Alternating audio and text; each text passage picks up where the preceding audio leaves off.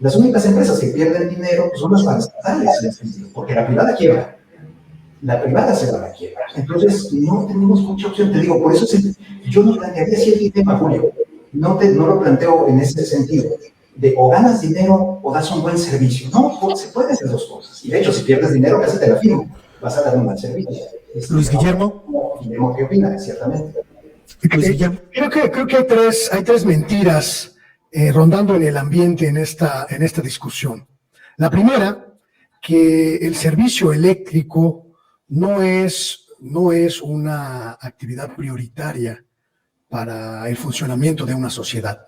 Me parece que es una mentira suponer que una sociedad, cualquiera que ésta sea, puede prescindir de un servicio eléctrico eficiente, de un servicio eléctrico que pueda ser accesible a toda la población para poder desarrollarse. En ese sentido, es un sector estratégico. Por lo tanto, desde mi punto de vista, debe ser custodiado por el Estado para garantizar que todos y todas los ciudadanos de una nación tengan acceso a dejar en manos del capital privado este sector, como se planteaba en la reforma eléctrica utópica de Enrique Peña Nieto, pues es ver lo que estamos viendo hoy, que las empresas privadas pues no solo no generan sus propias ganancias, sino que cuando tienen pérdidas, pues buscan recuperarse a través del Estado.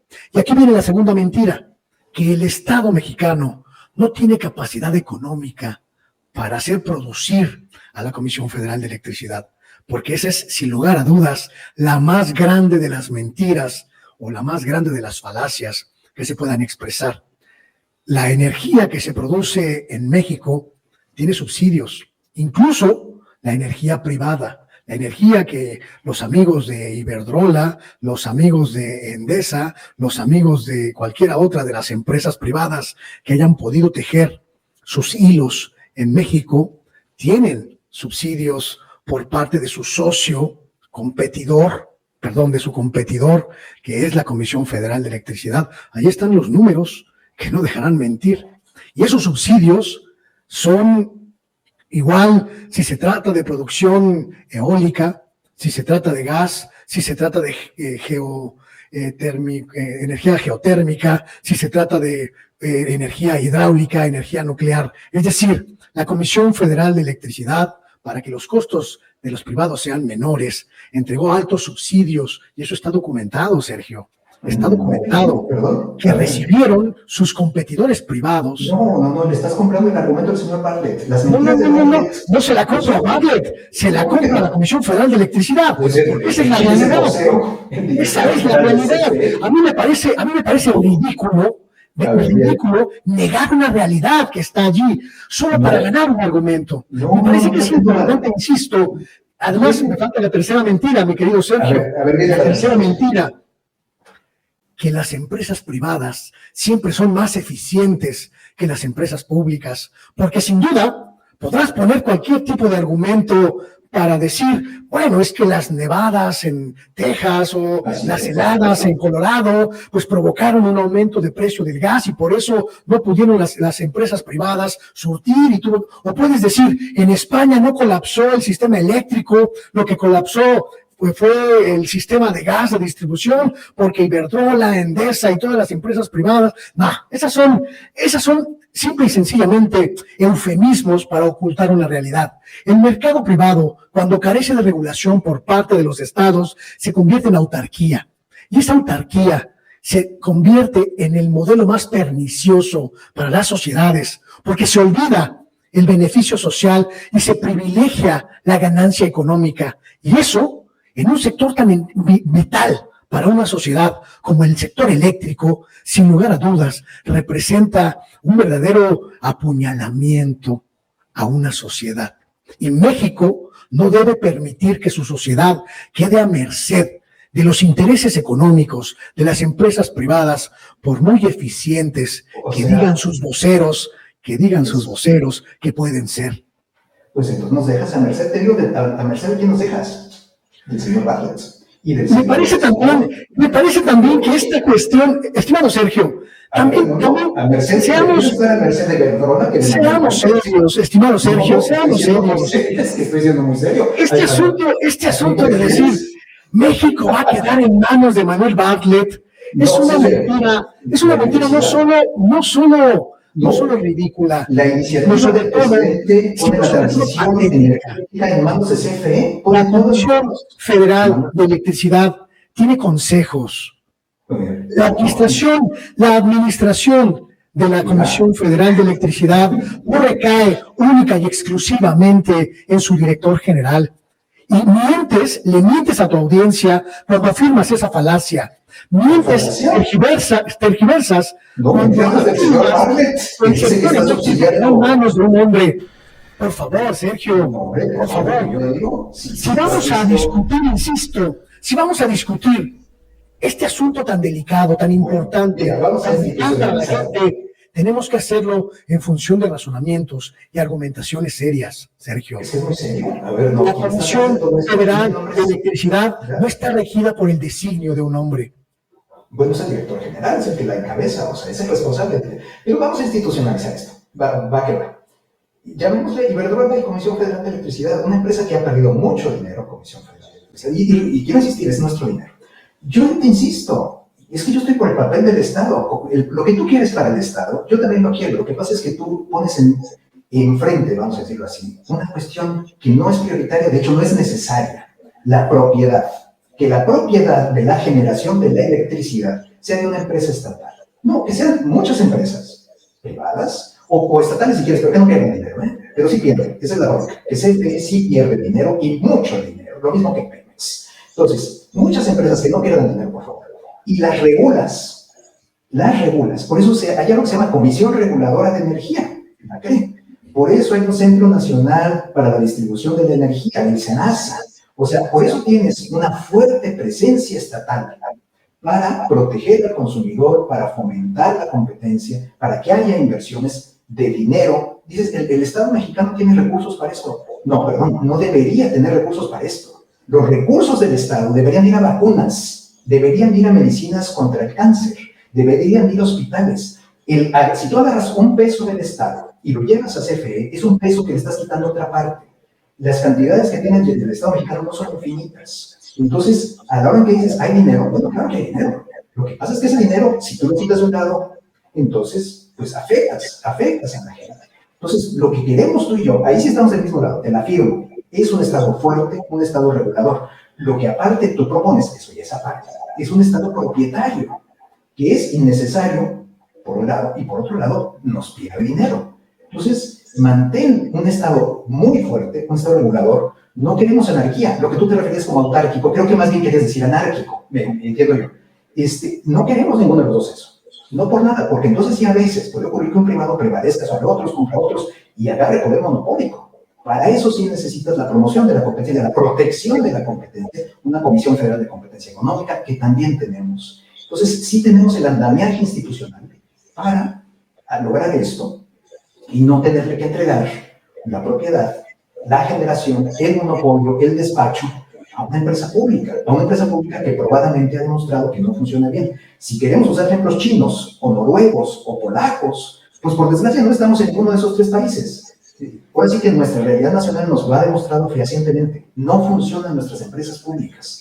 Son corruptas, pierden dinero por las razones que sean. Pero no podemos pensar que en el futuro se van a comportar mejor que en el pasado.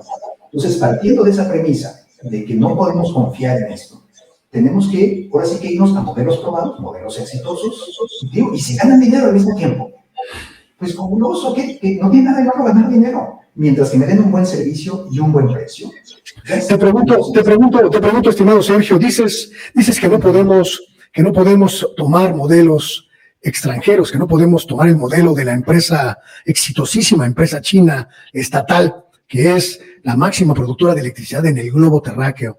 Y te pregunto, ¿cuál es el modelo entonces que tú planteas? ¿De dónde lo sacaste? Pues, digo de entrada, si te gusta el modelo inglés de los años 80. No que no sirven los modelos extranjeros, no que no los podemos importar a México porque son... No, a ver, aquí hay dos sopas. No, es que aquí hay de dos sopas básicamente. O es modelo privado. Sí, claro. O sea, la sopa de no importar modelos que no me convencen a la argumentación. No, yo digo modelos que funcionen, si funcionan en otros países. Bueno, entonces en China funciona. Estamos hablando de la empresa más importante del mundo en generación de energía eléctrica. ¿No me vas a decir que no funciona?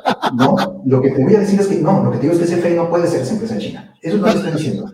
Porque CFE de repente no la vas a destruir por completo o desaparecer y poner aquí la empresa china. Solo para tu información, estimado Sergio, la segunda empresa más importante del mundo en generación de energía eléctrica es de nacionalidad francesa, EDF Energy. EDF Energy. No, no es Electricité, pero sí. Esa empresa, estimado Sergio, interviene en el 40% del mercado inglés. Ese modelo que estás encomiando como perfecto, que fracasó, perfecto. que colapsó. No, deja entrar a todas las empresas que quieras, mientras que el contribuyente pague otras. No. ¿Sabes? Pero ¿ves lo que tú acabas de decir? Entra en el mercado inglés, eso se llama competencia, no monopolio. Eso se llama fracaso del modelo privado. Se llama fracaso del modelo privado. Colapsa la energía eléctrica, colapsa el sector y entra otro negociante a intervenir en el mercado para tratar de solucionar la crisis. Tú sabes que esto es absoluta falsedad. Las empresas privadas funcionan muy bien. Y si tú buscas un apagón por ahí para apoyar que entonces las empresas deben ser estatales. No, te estoy dando el ejemplo. Las dos principales empresas energéticas en el mundo son estatales. La china y la francesa son estatales. Ahí está, busca, que la gente busque, no me crean. La principal empresa de México eléctrica se llama Comisión Federal de Electricidad y no puede competir con las privadas que por ley están tratando de quitarles. Déjenme preguntarles, en Europa el gas natural, los precios están por el cielo. El caso de Alemania es gravísimo porque desafortunadamente o afortunadamente dependen de la importación de gas de Rusia. ¿No creen ustedes que más allá de quién es el proveedor de la energía, por un asunto de conveniencia, el negocio de la producción de energía eléctrica no le conviene más a un país, pues manejarlo el Estado? Porque pues ahí están los casos de Alemania, que depende de Rusia. ¿No les llama la atención, no les preocupa que México pueda pasarle algo similar? Luis Guillermo y después Sergio. Mira, te voy a plantear desde una perspectiva un poco más amplia. El modelo que defiende Sergio es un modelo que está en crisis en el mundo, el modelo neoliberal, que plantea la intervención del capital privado, la intervención de la propuesta privada por encima de la rectoría del Estado, en la intervención en los diferentes asuntos. Ese modelo colapsó precisamente por la incapacidad para regular la ambición, la voracidad del capital, que pues de origen, por esencia, busca siempre la acumulación, busca siempre obtener más ganancias. Y en ese colapso están interviniendo no solo los asuntos económicos, sino también los sociales y los ideológicos. Y en este punto me parece que es importante explicar lo que está pasando en México, mi querido Julio. Este modelo que está implementando el presidente López Obrador a través de lo que se llama la economía de bienestar, la economía que busca revertir la participación privada en la mayoría de los asuntos que son de interés para la mayoría de la sociedad y hacer un Estado regulador, un Estado interventor más sólido, más fuerte, sin llegar a el viejo modelo de estatización total que el estimado Sergio nos plantea como la idea catastrófica a la que tendríamos que evitar regresar. Este modelo mixto, que propone sí la intervención del Estado, pero también una participación suficiente y abundante del capital privado, me parece a mí, una lógica económica, política y social absolutamente realista y absolutamente idónea para un país como este. No podemos prescindir del capital privado, coincido con Sergio, un capital privado que coadyuva, que contribuye a la participación de la riqueza, a la participación de la economía de un país, ayuda en todos los sentidos, pero no podemos permitir que ese capital privado controle todas las áreas y sobre todo las más sensibles. Él hablaba hace unos momentos un poco en esta argumentación que utilizan muchos como él, de que el Estado debe intervenir en vacunas y en camas de hospital y en medicinas para los niños y en estas cosas, esta es la argumentación un tanto pues tendenciosa. Y digo yo, no. El Estado debe intervenir en todos los sectores en los cuales el funcionamiento de la sociedad está en riesgo por sometimiento al capital, por sometimiento a la ganancia. Y ahí sí, me parece que es muy importante acotarlo. Yo no creo en un Estado que intervenga en todas las áreas de la vida pública, pero sí confío y creo y apuesto por un Estado que regule la actividad económica, sobre todo en aquellos sectores sensibles para nuestra sociedad, la educación, la salud y sobre todo aquellos asuntos como la energía que permitan a la sociedad evolucionar y transformarse. No podemos dejar en manos del capital privado asuntos tan esenciales como esos. Sergio. Pues mira, yo de veras, lo digo, Guillermo, me asombra muchísimo, pero ahora sí que no sé ni cómo expresar. Pero pues el fracaso del liberalismo o neoliberalismo, digo, pues son lo mismo, ¿no? Pero cualquiera de los dos términos que quieras. El fracaso ocurrió en 1989. Cayó el muro de Berlín, en 1992 desapareció la Unión Soviética y se colapsó Europa del Este, todo el bloque soviético. Creo que el ejemplo cubano y de Corea del Norte ahorita no son muy edificantes, que digamos. O sea, lo digo en serio, ha sido un fracaso estrepitoso. El socialismo, como lo llegamos nosotros a ver en los 80, 70, los que vivimos esto, que somos nosotros. Yo entiendo, de veras, entiendo la utopía, entiendo las ganas de ver mejorar a la gente, pero lo que ya vimos es que no funciona. No funciona y no existen ya estos sistemas económicos. Fracasaron estrepitosamente. No hay quien busque su regreso. Y quien está ahí adentro lo que quiere es salirse. Yo estoy hablando de los cubanos y de los coreanos. Entonces, yo no sé por qué se llega a hablar del fracaso del liberalismo, que soy totalmente sincero, cuando lo que ha fracasado estrepitosamente es el estatismo. Y si se quiere decir es que eso no era socialismo, pues si se quiere defender con eso, no lo sé, pero haya sido lo que haya sido. Era estatismo, era colectivismo, y no podemos nosotros, si quieres intervenir, Guillermo, encantado. Creo que nadie, querido Sergio, creo que nadie habla de socialismo en el año 2021, excepto la gente que está muy cerca del dogma neoliberal.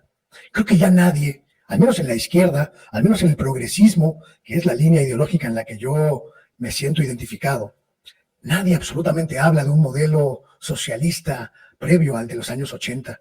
Creo que ya nadie habla de ese modelo, no solo porque efectivamente tuvo más inconsistencias que beneficios para las sociedades, sobre todo porque está completamente demostrado que en un mundo como el nuestro, las sociedades humanas están completamente imposibilitadas para regirse con igualdad. Siempre habrá uno que quiera abusar. El paroxismo de este abuso es el neoliberalismo, que nos heredó un mundo controlado por un puñado de multimillonarios, por un puñado de empresas beneficiadas y por miles de millones de seres humanos prácticamente sin nada para vivir al día. Y me parece que esos dos polos, el polo neoliberal, que es el paroxismo del capitalismo, y el polo del socialismo estatista brutal, son dos polos que deben estar ya completamente agotados. Uno de ellos ya lo está, el otro todavía no, pero estamos trabajando para inhabilitarlo. No, es que estamos trabajando los dos para inhabilitar. Contra lo que tú estás es contra una oligarquía de ricos, pero eso no es el caso del liberalismo. Entre más liberal es una economía, entre más libertad hay para consumir lo que tú quieras, producir lo que tú quieras, y por cierto, ahí incluyo la electricidad, no veo por qué se le tenga que dar al Estado el monopolio, reitero, no en la generación, pero si estás dando en el despacho, da igual. O sea, tú le estás diciendo, tú le estás dando el poder a CFE de decir a quién le compra y a quién no le compra. Es exactamente lo mismo como si le dieras la generación total. Entonces, le estás dando ese poder brutal al Estado.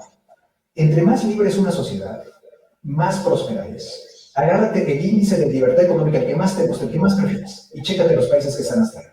Y ahí es donde ha caído la pobreza. No culpes al liberalismo de la pobreza. Culpa al estatismo de la pobreza.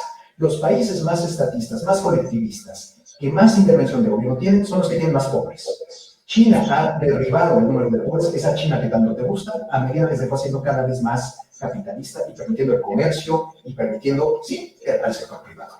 Esa es la China que ha reducido la pobreza, es la India que ha reducido la pobreza. Entonces, si queremos ver menos pobres, lo que queremos es más libertad económica. No queremos nosotros ver excesos. Bueno, ahí es donde entra la regulación estatal, para precios, para competencia. Ahora, si alguien de repente se hace muy rico, por ciertas razones, pues tampoco es para condenar. Simplemente está el señor Jeff. Los que se hacen ricos a costa del Estado, a costa de concesiones, de cánones, de corruptelas, eso es otro. Eso es lo que, y te aseguro que estamos de nuevo del mismo lado. Lo que hay que ver es que funciona. ¿Qué es lo que ha reducido la pobreza en el mundo? Es ver lo que ha funcionado. Y es el mercado. Hablemos de mercado y de estatismo. No hablemos, si quieres, de socialismo. Quitemos esa etiqueta. Entiendo que ya no les gusta la etiqueta a muchos, no te estoy diciendo, pero muchos. Es que ya no existe la etiqueta. Pues se va. Entonces vamos a hablar de mercado y de estatismo. Y entre más mercado, hay menos pobreza. Entre hay más estatismo, no hay forma que un burócrata, por bien intencionado que sea, de que conste, sea tan bueno como un empresario, y menos como un conjunto de empresarios, que haya mucha competencia. No estamos hablando de uno, estamos hablando de muchos, no de monopolios, a nadie, absolutamente a nadie, porque no va a funcionar, al menos no tan bien como sería Julio, creo que quieres... Sí, quería preguntarles y regresar al tema de la reforma energética. De quienes están del lado o en contra de la reforma energética, argumentan sus causas ambientalistas y de repente ahora muchos se vuelven ambientalistas, ecologistas y les preocupa el medio ambiente. La pregunta en concreta es, ¿esta reforma energética eléctrica va a dañar al medio ambiente, Luis Guillermo? Absolutamente no, absolutamente no. Es otra de las muchas falacias. Esta convocatoria a escenarios apocalípticos para tratar de que la gente se asuste, de que la gente crea que por obra y gracia de una reforma jurídica, que es lo que en realidad es esta reforma energética, el país se va a convertir en un generador de humo producto de la quema de carbón, porque allá vamos a regresar por esta industria. Esta idea, insisto, muy tendenciosa de explicar las desventajas jurídicas para el capital privado con esta reforma, aplicándolas a un día a día que no va a existir, como no existió el va a bajar el precio cuando privaticemos, como no existió el vamos a tener energías limpias cuando privaticemos, como no existió el las familias se verán beneficiadas con etcétera, etcétera, etcétera, que no existieron, porque todo se resume, estimado Julio, Sergio, todo se resume a una reforma de carácter jurídico que va a acotar la intervención privada en el mercado jugosísimo, multimillonario de la generación de energía eléctrica, y las voces que afirman que va a producir más contaminación, más pobres, más cuotas más altas de la luz, simple y sencillamente están mintiendo. Simple y sencillamente están argumentando desde la vulgaridad, lo que en realidad es simple y sencillamente la pérdida de un jugoso negocio para unos cuantos y la reincorporación de un sector vital para la estructura estatal. Y entiendo, nada más para acotar este punto, entiendo al Estado no como un monstruo, no como un ente, lo entiendo como el resultado del ejercicio democrático de votar, de participar, de deliberar públicamente, porque el Estado se compone con instituciones que están conformadas por hombres y mujeres que fueron elegidas por el voto, senadores, diputados, jefes de Estado, gobernadores, alcaldes. Eso es el Estado. Esas son las instituciones del Estado. Y a eso me refiero cuando defiendo que el Estado, producto del ejercicio libre y democrático de votar, sea el eje rector de los asuntos estratégicos de nuestra nación. Sergio. Bueno, empezando por el final, entonces estás validando la reforma de Peña Nieto, Guillermo.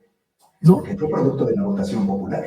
Por supuesto. Salvo que creamos que hubo fraude, como dice el señor López Obrador, que sabemos que no es cierto. Entonces, todo gobierno gobierna.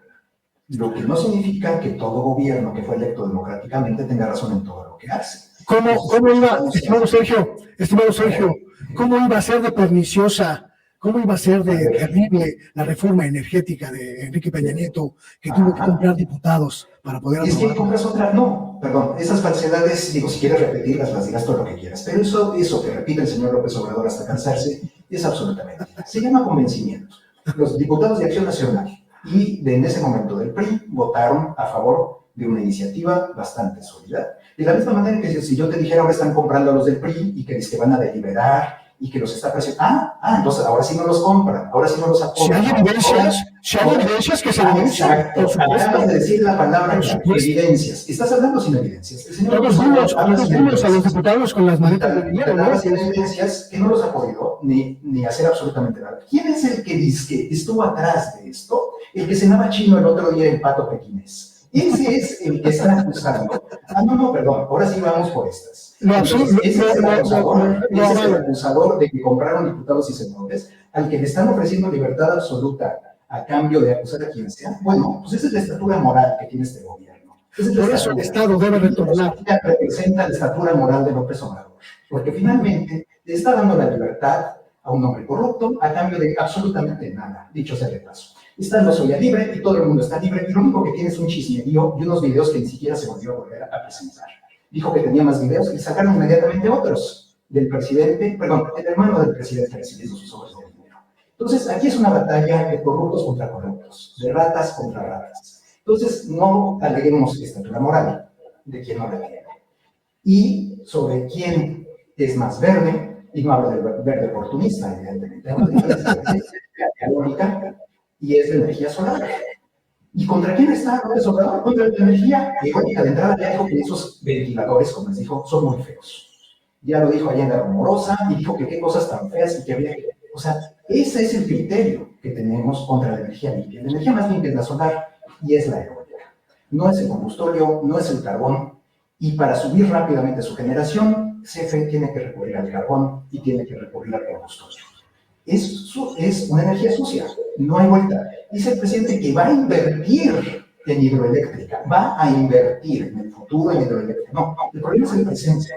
Independientemente del costo ecológico que tiene la energía hidroeléctrica, el hecho es que ahorita no está.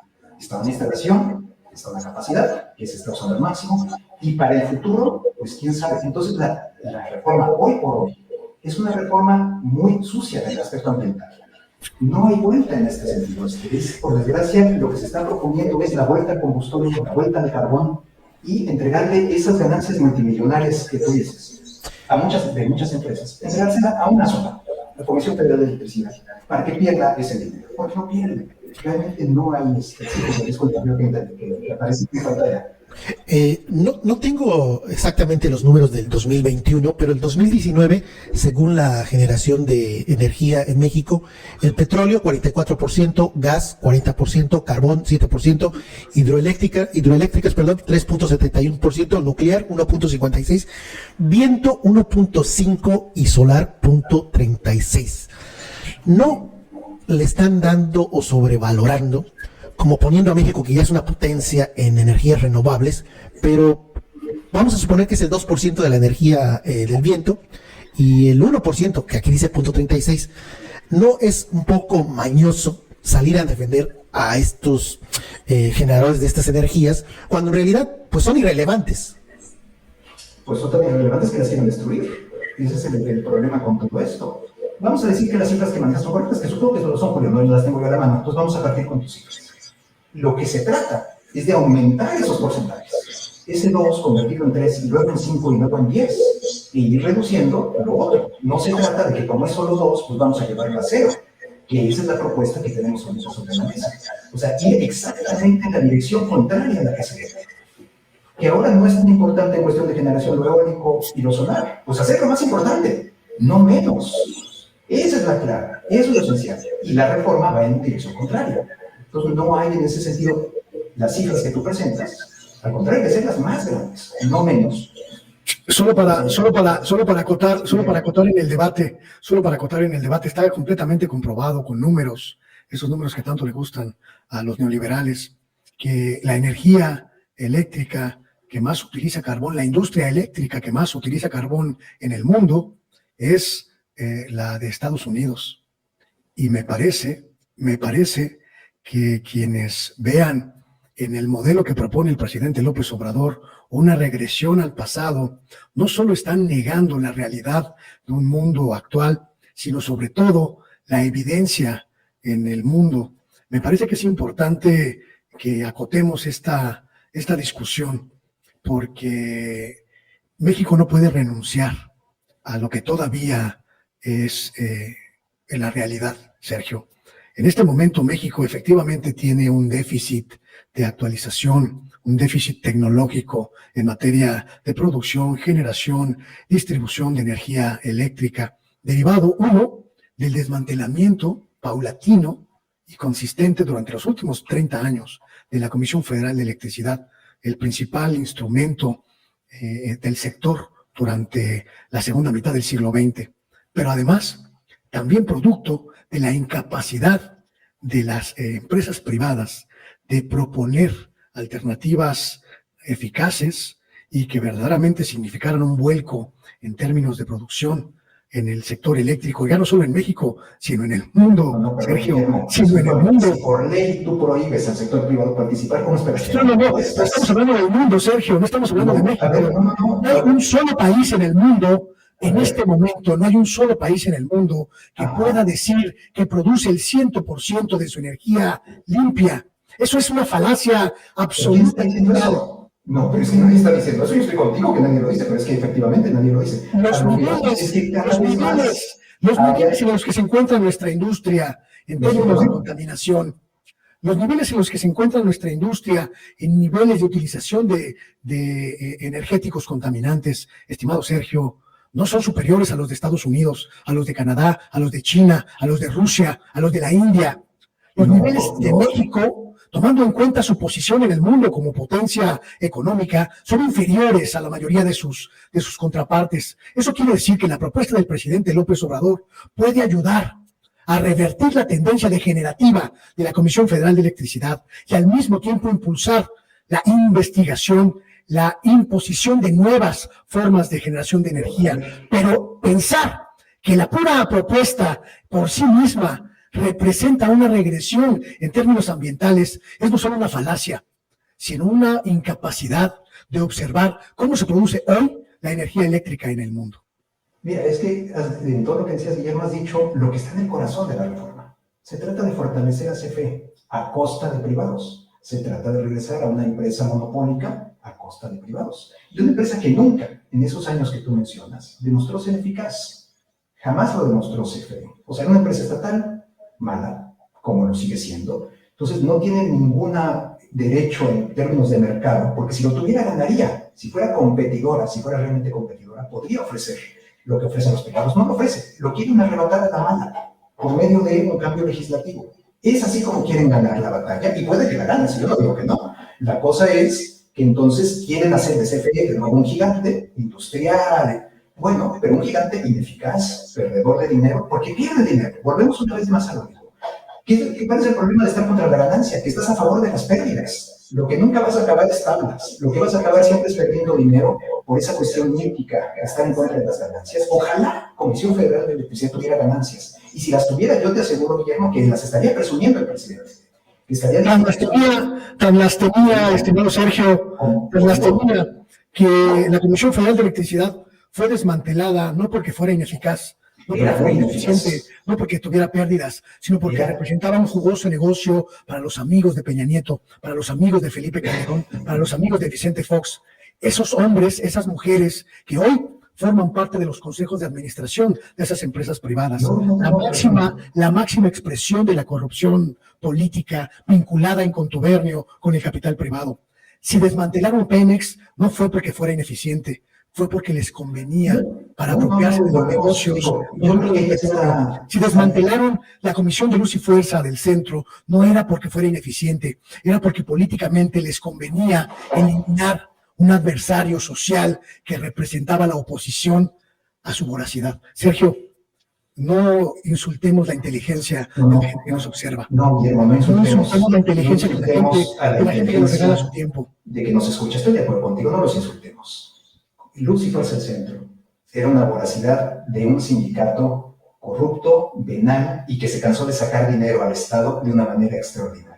Si no nos hubiera costado un peso, adelante. Nos costó miles y miles de millones de pesos. Eso es lo que son esas empresas estatales. Lo que tú llamas voracidad privada es voracidad estatal. Han perdido nuestro dinero y lo siguen perdiendo, decir basta. Pemex tiene 3 billones, 12 ceros, de pasivos netos que nos va a costar toda nuestra vida y generaciones futuras pagar. El precio de esas empresas ineficaces, corruptas, destructivas de valor, eso es lo que nosotros vamos a pagar. Dejemos de presentar a esas empresas como unas eficaces, lindas, estatales, que buscaban el bien de la nación.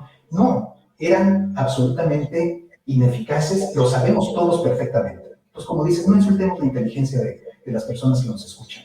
Tú ahorita dile a cualquier mexicano, ¿quién quieres que te surta electricidad? Iberdrola o Comisión Federal de Electricidad. ¿Quién quieres que te llene tu tanque de gasolina? Pemex o Mobil Oil o Shell. Y vas a ver por quién se van. Es de lo más sencillo del mundo. Ahora, para que esa empresa privada funcione, debe tener ganancias. Para que una empresa pública funcione o no funcione o lo haga pésimo, de todas maneras nos va a sacar dinero. Esas pérdidas astronómicas, absolutamente brutales, que nos han cargado a nosotros y a generaciones futuras, ese es el precio que estamos pagando y que vamos a seguir pagando por la ineficacia estatal. No son buenos empresarios. Los burócratas no funcionan como empresarios, funcionan como políticos. Y si les dejas abierta la caja, como políticos corruptos. Cualquiera, ábrele la caja y el 99 de 100 personas van a agarrar el dinero. ¿Por qué? Pues por naturaleza humana, por desgracia. Hay que controlar a los corruptos. Y lo que están haciendo con esas empresas estatales es dejándoles la caja abierta y, lo peor, con nuestro dinero. Ya para finalizar, dos preguntas. Una sobre su posicionamiento sobre el litio y hablando de energías limpias, México importa gas, muchísimo gas, y mucho del gas que importamos es gas Shell, que se llama gas Shell. ¿Qué opinan sobre el gas Shell que se importa en México y están de acuerdo en que el gas Shell no se esté explotando, no se estén dando nuevos permisos para la explotación de este gas? Luis Guillermo. Creo que uno de los más importantes puntos de la propuesta del presidente López Obrador en materia de energía y en materia de reestructuración del andamiaje legal con el que funciona el sector eléctrico es la propuesta de que el Estado regule y mantenga la rectoría de la investigación, explotación, exploración de litio, una energía que plantea futuro, que plantea idea de lo que puede ser en el futuro la energía limpia o la energía distinta de la que actualmente utilizamos. Y me parece un golpe de audacia, me parece un golpe de soberanía el que se plantee que la explotación, la investigación, la exploración de este mineral pues sea propiedad absoluta del Estado mexicano. Me parece que mientras se indaga, mientras se llega a descubrir todas las bondades, todas las propiedades, las capacidades de energía que provee este mineral, lo mejor, lo más sensato es que el Estado, es decir, la sociedad, mantenga la rectoría de este mineral. Y me parece también que es muy importante que en esta disyuntiva se plantee que la Comisión Federal de Electricidad va a absorber todos estos instrumentos que se crearon para operar el sector eléctrico a través de capitales privados, la comisión reguladora, etcétera, porque eran mecanismos, eran instrumentos que no trabajaban para la regulación eficiente del mercado, trabajaban para la intervención del capital privado y la mayor posibilidad de obtención de ganancia de este. Y me parece en ese sentido que es muy importante este planteamiento. Y antes de contestar la otra pregunta, Julio, me gustaría comentar una cosa que dijo Sergio sobre la realidad de la Comisión Federal de Electricidad como una empresa que pierde dinero, que pierde cantidades multimillonarias, que genera deuda que vamos a pagar nosotros, nuestros hijos, nuestros nietos, nuestros bisnietos, nuestros tataranietos e incluso la gente que ocupa el territorio mexicano allá en el siglo 47. Me parece que tiene razón y coincido con él en las pérdidas que tiene la Comisión Federal de Electricidad. Una empresa que fue mal administrada, que fue saqueada, que fue vandalizada, que fue violada, ultrajada por sucesivos gobiernos neoliberales que hicieron de esta una de las más grandes vergüenzas de nuestro país, una de las más grandes aberraciones institucionales de nuestro país. El rescate de esta empresa nos corresponde a nosotros, a la sociedad, que está indignada por lo que ocurrió en todos esos años. Y me parece que incluso tenemos la obligación moral, la obligación social de rescatarla, porque fue la empresa que proveyó de energía a este país en el siglo XX y porque fue la empresa que permitió la masificación de la electricidad en nuestro país. Es una obligación rescatarla, es una obligación custodiarla y es una obligación honrar ese legado histórico que representa la Comisión Federal de Electricidad. Sergio. Sobre el litio, mira, pues realmente no creo que el Estado sea un buen administrador, entonces en ese sentido, en cualquier caso que tú me digas, el Estado debe de tener la exclusiva, lo que sea, de producir, de explotar algo, pues creo que lo va a hacer mal. O sea, creo que, o sea, a ver si México no se convierte en el primer país que explotando litio pierde dinero. Digo, por así que, dado que es lo que hemos logrado en tantas ocasiones. Entonces, por eso no me gusta ella. Francamente, preferiría, como era la propuesta original con el petróleo, por ejemplo, decir, el petróleo, y que conste que tampoco soy entusiasta en la propiedad estatal, pero vamos a dejarlo ahí. El petróleo es propiedad de la nación. Ya yo, como Estado, te dejo explotarlo. Pero para que lo explotes y lo busques, primero me pagas. Esto eran las rondas petroleras. Ya que lo encuentras y que lo extraes, me pagas. Ya que lo extraes, me das una parte importante, me pagas. Si te va mal, entonces quiebras. Y pues mala suerte, tuviste mala suerte. Si te va bien, nos va bien a los dos. En todo caso, sería el modelo que más me gustaría para el litio. Ojalá que así se considere, ya se verá. Dijo el presidente que iba a respetar las concesiones privadas que se habían ya dado. Esperemos. Ojalá que sí. Pero realmente, ahora yo en este sentido, fíjate, no soy ideológico, Guillermo. Creo que rateros son todos. Los de izquierda y los de derecha. Los de gobiernos disque progresistas, López Portillo, Echeverría, atrás, o liberales de la Madrid para acá. Yo creo que malos administradores y corruptos, yo creo que pueden ser todos, y lo fueron todos. O sea, no haría el distingo de que sin duda fue mal administrada en los gobiernos más actuales, llamados los liberales, si no lo dudo ni tantito. La propiedad estatal mal hecha, y está mal hecha en nuestras instituciones. ¿Por qué? Porque pones a políticos al frente. A veces tendrás un buen administrador de que te puede tocar, pero la mayoría es lo que decía, si les dejas la caja abierta, llama a los liberales si quieres, llamemos los progresistas si quieres, al que tú quieras. Cuando hubo un escándalo en España brutal de Caja Madrid, de las tarjetas Black, no sé si lo llegaste a seguir, Guillermo, supongo que sí, que es lo que a mí me causó mucha gracia, deja que te lo diga. En el Consejo de Caja Madrid había gente de Izquierda Unida, del Partido Socialista y del Partido Popular. Todos vetaron a las tarjetas Black. O sea, ¿qué te quiero decir? La ideología no salva. Puedes tener ciertas ideas buenas o malas, pero el instinto humano, por desgracia, hay que controlarlo. Ese no está con tu ideología, ese va para otra dirección. Y la dirección, por desgracia, es aprovecharse muchas veces. No digo que toda la gente, pero debemos partir del supuesto de que sí, la gente tiene esa tendencia a abusar, a robar. Entonces, no les des poder. Y aquí, entonces, necesitas controlarlos. No te fíes en ese sentido. Absolutamente, absolutamente. De hecho, coincido contigo. La corrupción es, sin duda, uno de los principales males de este país. Coincido contigo en ese sentido, en que corruptos hay en todos lados, en Morena, en el PRI, en el PAN, en el PRD, en la iniciativa privada, exacto. Y por eso, porque sé que corruptos hay en todos lados, sé identificar cuando un hombre no es corrupto. Y estoy absolutamente convencido de que México tiene la obligación de aprovechar estos 6 años de conducción de un hombre íntegro, de un hombre honesto y sobre todo de un hombre profundamente patriota para apuntalar todo aquello que quisieron destruir.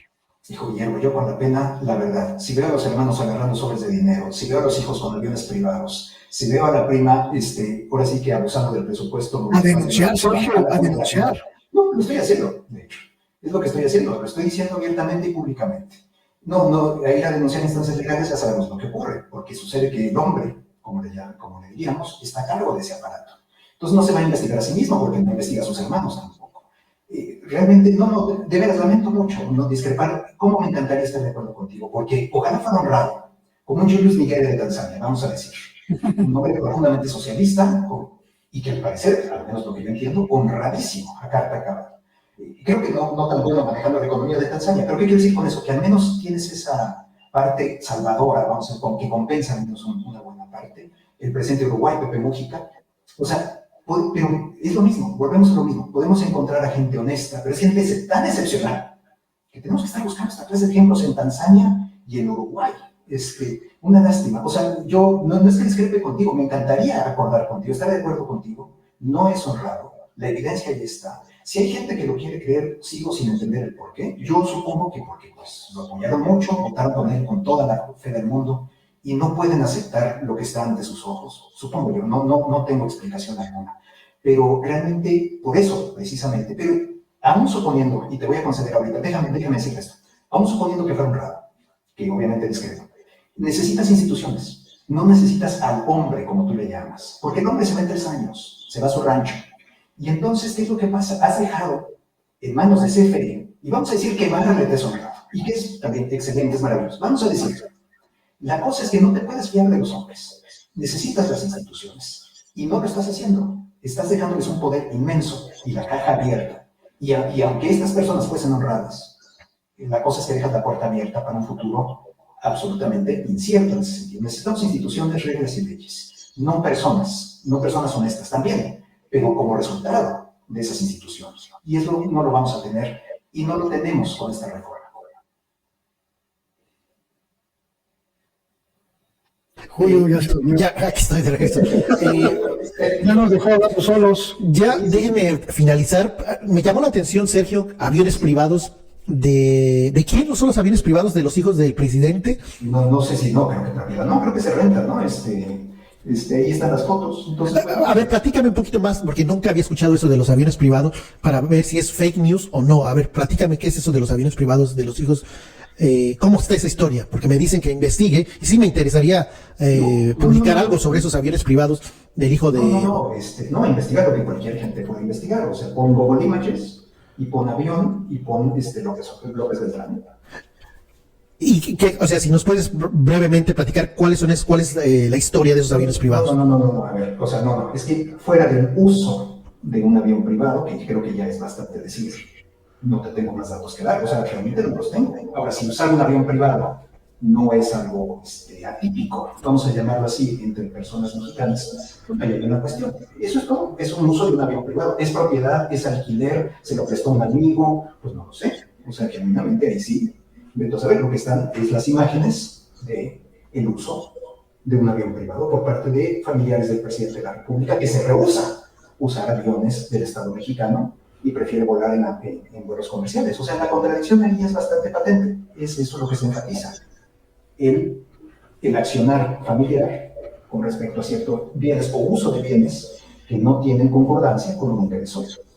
Eso es básicamente. Luis Guillermo, ¿tú sabes algo de este asunto de los aviones privados de los hijos de Andrés Manuel López Obrador? Yo solo indago sobre pruebas fehacientes, mi querido Julio. O sea, no quiero desestimar lo que estás diciendo, Sergio, pero podría ser algo que es un rumor, porque es una foto, estás hablando de una foto, no hay información precisa, datos duros de que rentó fulanito, o sea, es algo, un rumor, podemos decir. No, a ver, es que la imagen está. O sea, si tú quieres decir que la imagen es truqueada, eso es otra posibilidad. Si tú quieres decir que eso es Photoshop, yo eso, ahí puedo decir, oye, estoy abierto a que sea Photoshop. Yo cómo sé que la foto es 100% real. Ahí sí no. Pero si está en uso de un avión privado. Pero, por favor, entiendan esto, es que nos estamos clavando en un punto. No, me llamó la atención porque... Yo quiero hablar de los... entonces hablemos de los sobres de los hermanos. Y ahí creo que la evidencia es contundente, porque está aceptada por el presidente de la República en su conferencia mañanera. Vamos a hablar de corrupción en la familia presidencial, vamos a incluir aquí a los hermanos, y vamos a incluir aquí a Marcos Pana, y vamos a incluir los contratos de la prima en Pemex. O sea, no vamos a hacer totalmente, no vamos a tratar de acotar esto a algo tan específico para de ahí decir, entonces esto no es cierto. No, o sea, esto está bastante amplia la cuestión, como, o sea, hay muchos puntos por tocar. ¿Qué tal si organizo un debate para hablar de la corrupción o de la supuesta corrupción en el actual gobierno? Y yo no tengo ningún inconveniente en abordar este tema, pero sí me llamó la atención eso de que porque yo no sabía, te soy sincero, no sabía de este asunto de los aviones privados. Y ya para finalizar, la última pregunta, y Sergio, mencionabas la cena o el restaurante donde se sorprendió a Emilio Lozoya, y sí hubo mucha indignación. Y mi pregunta a ambos es, ¿sienten la misma indignación al ver ayer a Enrique Peña Nieto paseándose en Italia? ¿Sienten la misma indignación, Luis? Pues mira, en realidad yo creo que la indignación en el caso de Emilio Lozoya fue más mediática que social. porque en realidad el escándalo fue pues manipulado por los medios de comunicación adversos a la Cuarta Transformación, que intentaban, a partir de una supuesta exhibición, de una supuesta impunidad y una supuesta extralimitación de libertades, pues golpear, como cada día, como cada semana, desde que comenzó este gobierno, han intentado hacer con el gobierno de la Cuarta Transformación. Pero la gente en la calle, en realidad, pues no comentaba tanto el asunto, no comentaba tanto el tema. Y me parece en ese sentido que sí tendríamos que ir saliéndonos un poquito de este círculo Roja mediática. le llamaban. Pues sí, porque la gente está en otras discusiones y nada más ciertos colegas son los que se enfrascan en este rollo, insisto, más mediático, más incluso, digo yo, hasta psicológico, de animadversiones histéricas en contra de la Cuarta Transformación. Me parece que quienes entendimos desde el principio la circunstancia jurídica en la que se encuentra Emilio Lozoya, la circunstancia jurídica que supone su adhesión a un convenio con la Fiscalía General de la República, pues entendíamos la serie de libertades, sobre todo de movilidad, que tiene y que puede tener el todavía testigo de la llamada estafa maestra. Me parece que solo quienes intentaban hacer escándalo, pues se indignaron por verlo en el restaurante. Él está colaborando con la Fiscalía y en ese sentido no tiene sujeción a un proceso de la misma, del mismo modo que otras personas podrían estar sujetas con imposibilidad de moverse, incluso en prisión preventiva, por riesgos de fuga, como el caso de la señora Rosario Robles. Entonces, me parece que fue un asunto más mediático y sobre todo más histérico. Lo llamémosle por su nombre. Y me parece que lo que ocurrió ayer con Enrique Peña Nieto, captado en un restaurante italiano, pues es una anécdota más que irá ocurriendo, como ocurre con otros expresidentes que tienen contacto con la gente en las calles, ¿no? Un repudio de un sector, una aprobación de otro, y pues la vida sigue. Sergio, sobre este tema, indignado por las imágenes del expresidente Enrique Peña Nieto muy feliz de la vida allá en Italia. No, es que, a ver, creo que Enrique Peña Nieto esté donde esté, coma donde esté y viva donde quiera. El problema que yo tengo con el régimen de Enrique Peña Nieto fue su corrupción, su tremenda corrupción, entre los cuales está también Emilio Lozoya. Y que no haya acusaciones formales contra nadie, o que se llegue a acuerdos con los que se acusan, como es el caso de Emilio Lozoya.